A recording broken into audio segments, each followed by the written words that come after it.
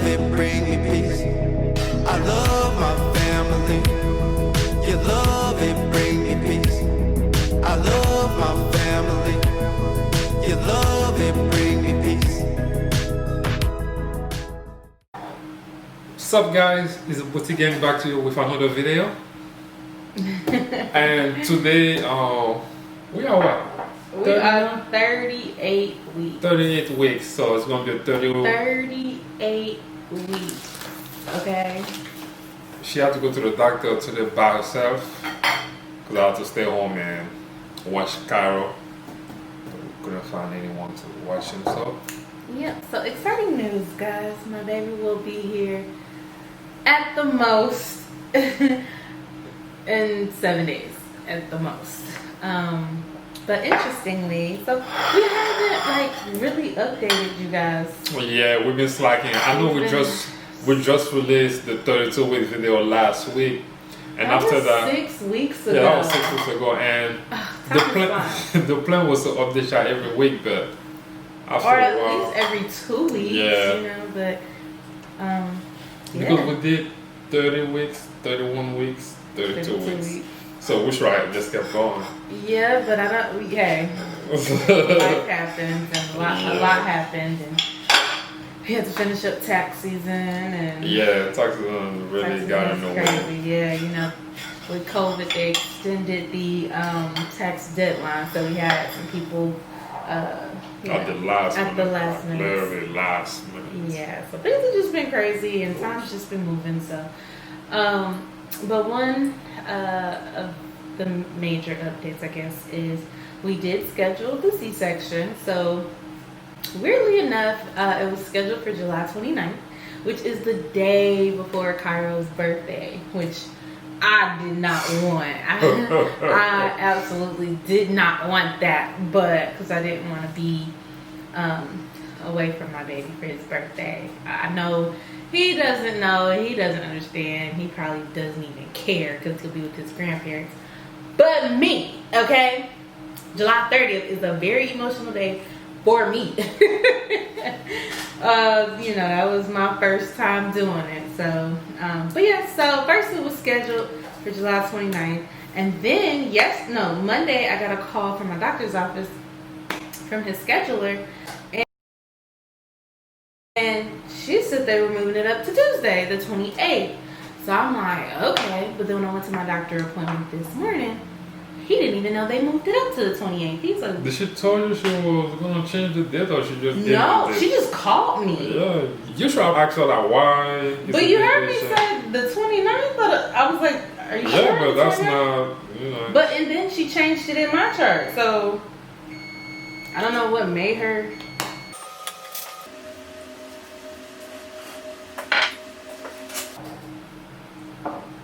Then so she called me, and basically said it was moved up. So when I saw my doctor, he was like, why did she say that? I was like, I don't know. He was like looking at his schedule, and he was like, why did she do that? I'm like, I don't know. She called me and told me, so I thought you made the change. But so Tuesday does not work for him. So right now we don't have a date. It'll either be Wednesday, Thursday, or Friday, he said. So also, it's gonna be between that one though. And then Carol's birthday is Thursday. Carol's birthday is that Thursday. sucks. I know. I'm hoping it's not on Thursday. That would suck. But the other great news, guys, is I've been, like, me and my doctor have been talking, and my sickle cell has been doing well. Thank you, Jesus, so far. Knock on wood. Hopefully, you know, nothing goes wrong between now and then. But he said, we got knock on wood. So he said that I could try to do this thing vaginally, naturally, if I want to, and I want to more than anything. So got some good news about that. So we are 70% effaced and 0.5 centimeter dilated. So he thinks that Chase could possibly come by this weekend on his own. So I am hoping and praying that is the option. Yeah. And everybody understands I want to have a vaginal delivery. Everybody understands that at this point. I have beat that like a dead horse, okay? But yeah, so because if we do the C-section, so that means it'll be general anesthesia again. So that means I will be put to sleep. Papa will not be with me. He will not be able to record. In that room again. Yeah, you'll be in that room again. You'll be the first parent Chase sees. And I was known for a minute, man. Really?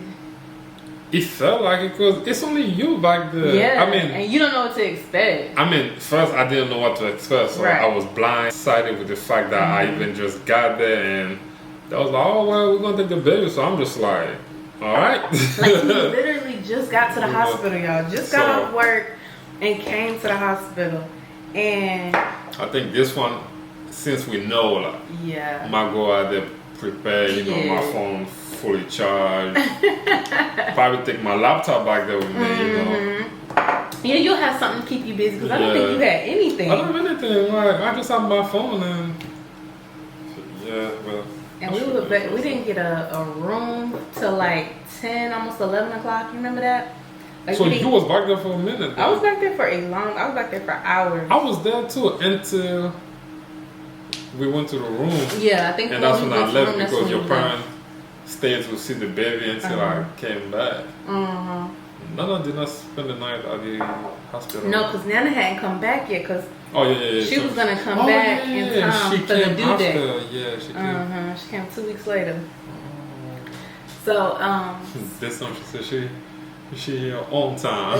here on time this time, okay? So yeah, so those are good news. So 70% effaced. That just means that the cervix is soft. It's getting thin. You need to be at 100% effaced and 10 centimeters dilated. How many centimeters dilated are you? I'm half a centimeter. Are you supposed to be 10 centimeters? Oh, girl, you got a long way to go. No, because you can go from half a centimeter to 10 in Really? like a matter of hours. Yeah, so when they say this baby's on its way, it's on its way. And that's another thing too, like if we do the general anesthesia C-section, That's when you gotta be there for 5 days. I gotta be in the hospital for 4 to 5 days. Like, I hated that last time. I absolutely hated it. And they wanted to keep me longer because I had a crisis. So, you know, my numbers for the crisis weren't too good. But I was like, I'm out. I'm like, no. She was like, well, if anything, come back. And even though later that night I really wasn't feeling good, I was like, I don't care what happened. I'm not going back to the hospital. Yeah, it's pretty uncomfortable. Pretty uncomfortable, yeah. And then you got to deal with the shakes and having to recover from the C-section. Like, I don't want to do that at all. So if Chase can come on his own. We also had a pregnancy scare. Oh yeah, we had a pregnancy scare. So we're gonna insert that clip. Watch the clip. It's gonna be short, but pretty much it sums up a lot of things. We talk a little bit briefly about it, but now we're gonna explain you after you finish watching the clip. So we see ya on the other side. All right, so today, July 4th, it is 2:12 p.m. and I think Chase is coming. Yesterday, Ashley's water broke, but she wanted to wait it out and see. And then today she had 2 sharp contractions. I was actually working with my boy on his food truck, and I have to leave to go to the hospital, which is 45 minutes away from where I'm at. So I'm about to take on the express lane and go there, and we'll see how things go. I actually had the pregnancy scare. We thought she was gonna have the baby today because you thought that your water broke yesterday, right? Yeah, so apparently it came back negative, so we have to wait a little while, see what the doctor said. Yeah, take it from there. A little while longer. What's on here? It's a monitor, so that's his heart rate, the 144. No. He's going up, but he's doing good. He's been moving a lot. Really? Yeah. You probably know something going on. I think so. Mama, you got a thing on your head? Yes. Because I just washed my hair when all this happened. Oh. So we just got discharged. Yes. We're heading home. We're gonna give you a video update. Let y'all know what happened and why we ended up here today. Alright. Now we hope you all caught up now. You watched the clip. So now we're gonna explain to you what happened. So crazy enough, y'all. So I was what, 35 weeks? So this was 4 weeks ago. No. 3 weeks ago. Craziest thing. So it started on a Friday. Like I'm just randomly like sitting in the room, sitting on the couch, just like not couch, but sitting in my work desk, and all of a sudden there's just like this gush of liquid. Like it was a lot.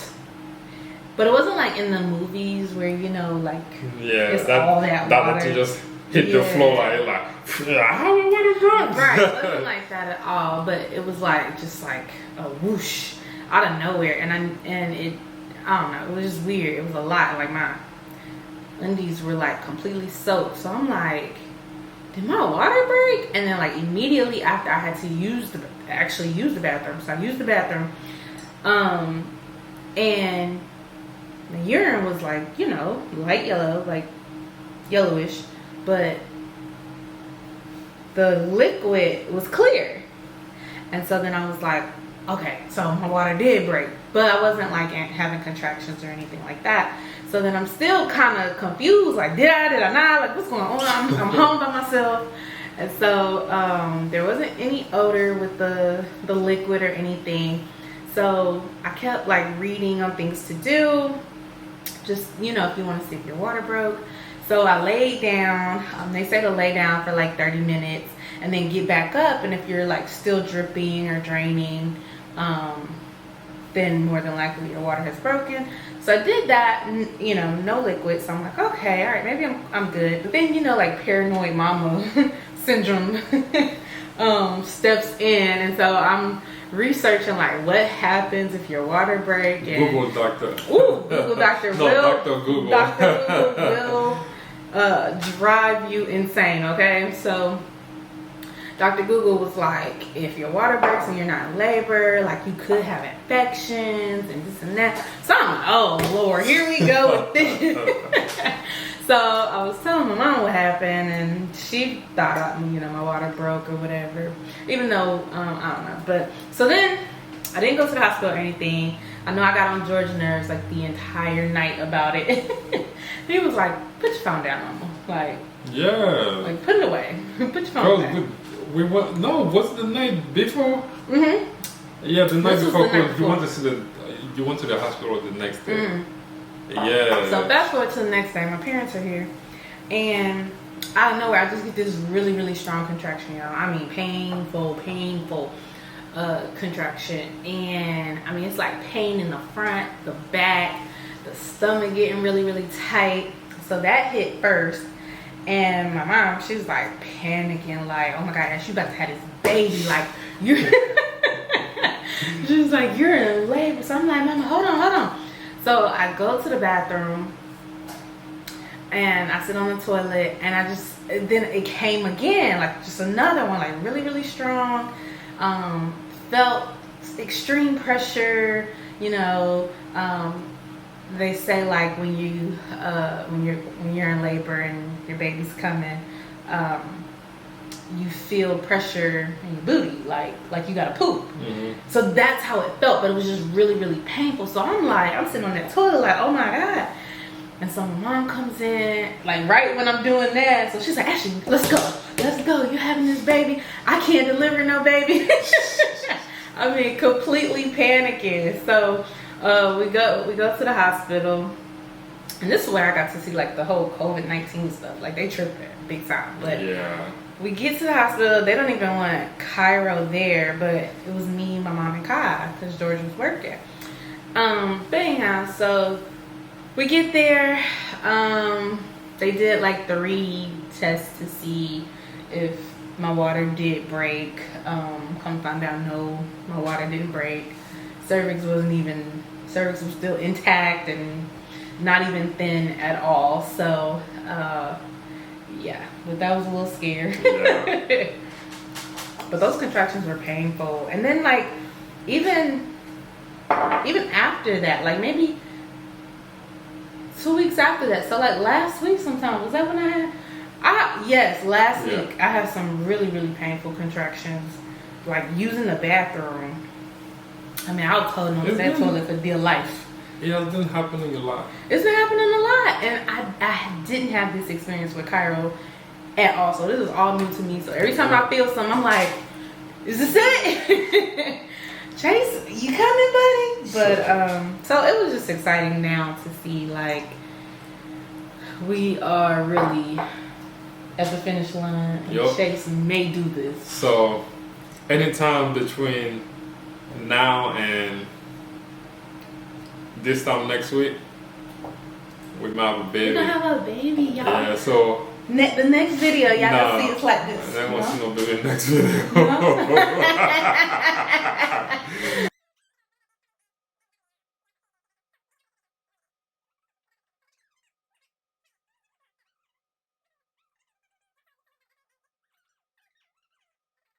Anyway, she was right. I mean, just I like when he say I'm right. So we might be holding a baby in the next video, y'all. So we're gonna see. People at work have been giving me all kinds of tips and stuff like that. And one lady was saying, you know, she was asking if this was my first or my second. So I told her this will be my second baby, and she was like, so much easier than the first. Yeah, because the first one is just like a blow. Yeah. That's why, you know, you asked me if we were going to be able to sleep at night, and I think we are going to be able to, because we know what to do the first one. It's something we are used to, you know. Right. It's like the first time you try something, it's always harder. But the thing is, it doesn't get easier, you just get better.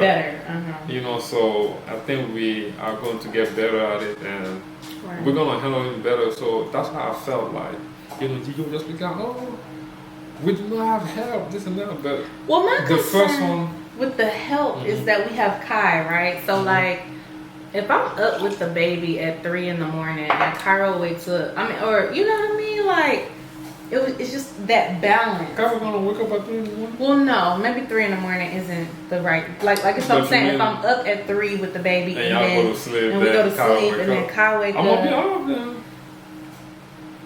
I'm gonna look like what? I'm gonna be here. Papa, first of all, he don't know how hard he sleep. He don't, especially when a baby's involved. But if you're gonna be up with the baby at 3 in the morning, you're gonna be asleep in the morning. So I'm gonna be up in the morning with Carol. Okay. That's what I meant. Y'all, we gonna table this, okay? Okay. I want us to come back to this. I wake up at 6 o'clock every day, so it wouldn't be nothing for me to see. It's different. You have a baby. Papa, you woke up 6 o'clock last time with Cairo and every day, 4 or 5. Yeah, you work. So that's just my only concern. It's just, you know, and making sure, you know, we spend the appropriate amount of time with Kai.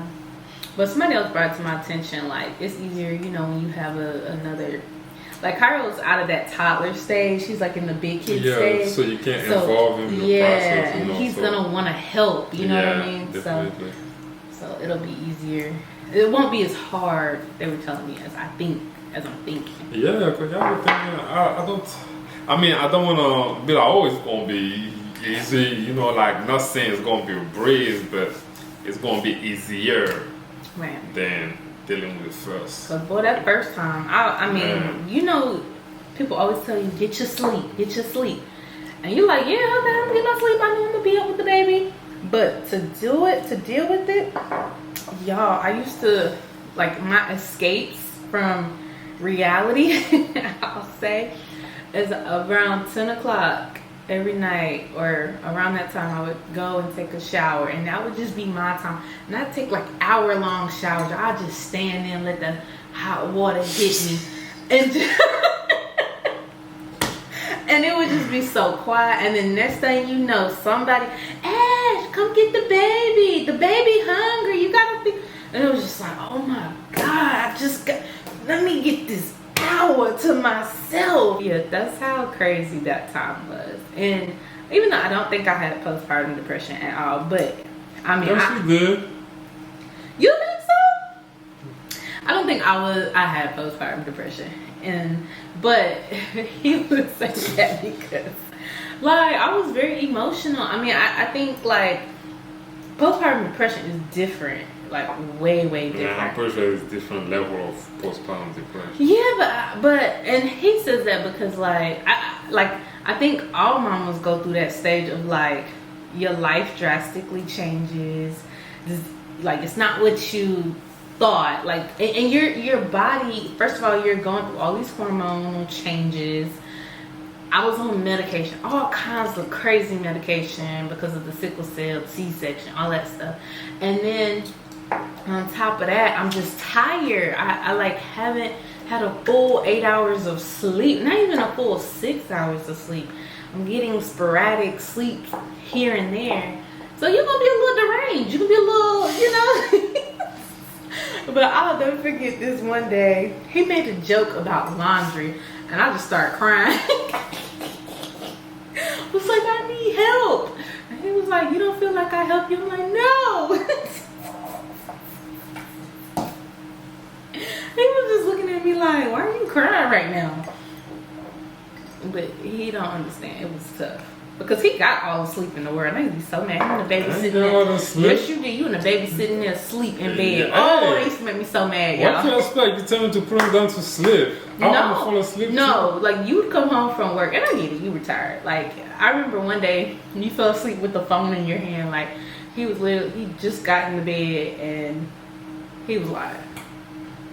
Or there was a time you were reading and you fell asleep reading. Like, I mean, you were tired too. So, you know, but it was like you and the baby just got all asleep. And mama was hating it. But all mamas hate that. Because y'all just be goddamn sleeping peacefully. And then I remember he had to tell me, because I hated pumping. He'd be like, look, you want my help. You got to pump. Like, when he cried in the middle of the night, of course you got to get up and get him because you're I was breastfeeding. So that's why I said, you know what? Let me go ahead and start pumping. But, so, I think this time I got the gist of it. I will pump a lot in the beginning. That was the 38 weeks update. Yes. And I guess from now on, probably next week, the following week is going to be about the babies. Babies. The wait is over. We are at the finish line. Last few days. So depending on what the doctor said, then you guys are going to find out when he's going to be born. But the next video, yeah, we're gonna make that that's our last. What should we call this? Our last pregnancy video before our last big pregnancy video before the birth. Before the birth. And hopefully we can actually film the birth. Yeah. So. We don't have no type of hope whatsoever. Listen, them doctors out here playing with people's emotions. I just take it when they come and hand me my baby, then I'll turn that camera on. But till then, we'll see you at the hospital. What's your gang out?